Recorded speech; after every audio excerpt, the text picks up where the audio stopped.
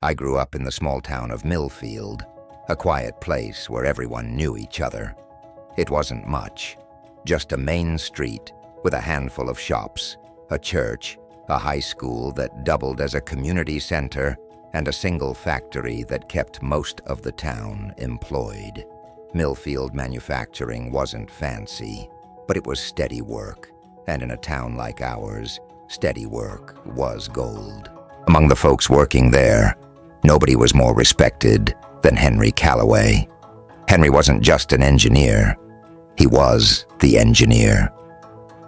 The man had been with the factory for nearly 3 decades. If something broke, Henry fixed it. If a machine acted up, Henry knew how to tweak it.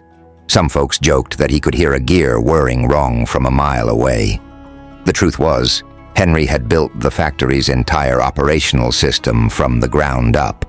But the thing about Henry, he kept his knowledge locked up tight. For years, the factory ran like a well-oiled machine. Every breakdown, every hiccup, Henry handled it. The management appreciated him, though they never quite gave him the recognition he deserved. They figured as long as Henry was there, everything would be fine. And for the most part, it was. Then, one day, Henry decided to retire. It wasn't abrupt. He had been talking about it for a while. He had plans to move south, closer to his daughter and grandkids. He wanted to fish, take it easy, enjoy life for a change.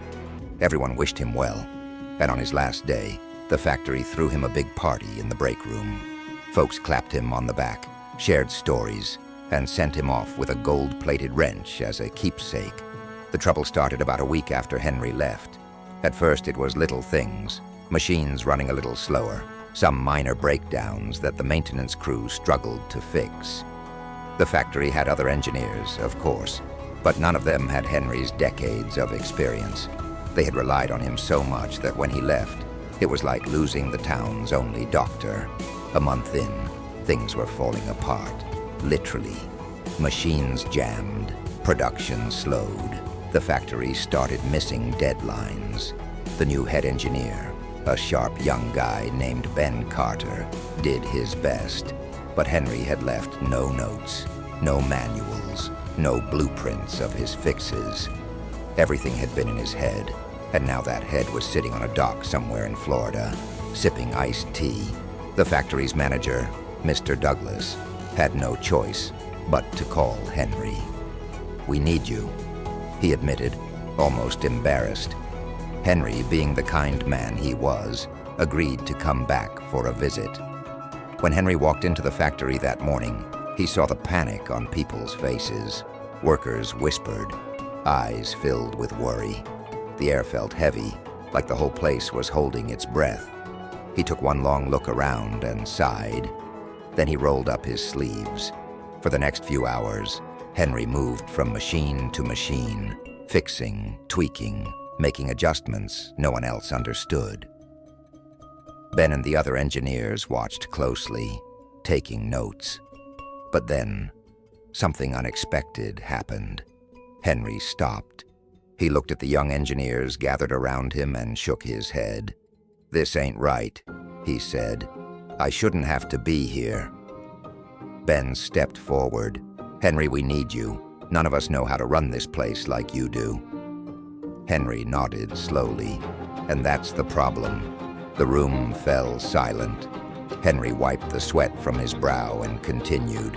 "I spent 30 years making sure this place ran smooth, but I never made sure it could run without me. I fixed everything myself, but I never taught anyone how to think like I do. I made myself the only light bulb in the room, and now that I'm gone, everything's gone dark." Ben frowned. "So what do we do?" Henry smiled. "We start over, together, for the next few weeks." Henry didn't just fix machines, he taught. He walked the engineers through every process, explained every trick he had picked up, and wrote down the solutions he had kept in his head for years. He didn't just hand them answers. He made sure they understood how to find answers themselves. He showed them how to anticipate problems, how to listen to the machines the way he did. By the time Henry finally left for good, the factory was no longer dependent on one man. Ben and the others had taken what he taught them and built upon it, creating an even stronger system than before. Years later, Henry visited Millfield. He stopped by the factory out of curiosity. To his surprise, it was running better than ever. Machines hummed in harmony, workers moved with confidence, and at the center of it all was Ben, leading his team with the same patience and wisdom Henry had finally shared.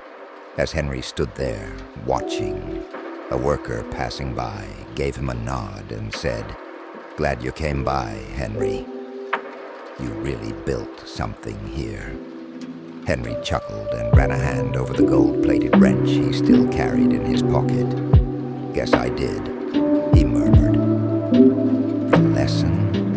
Success isn't just about doing the work.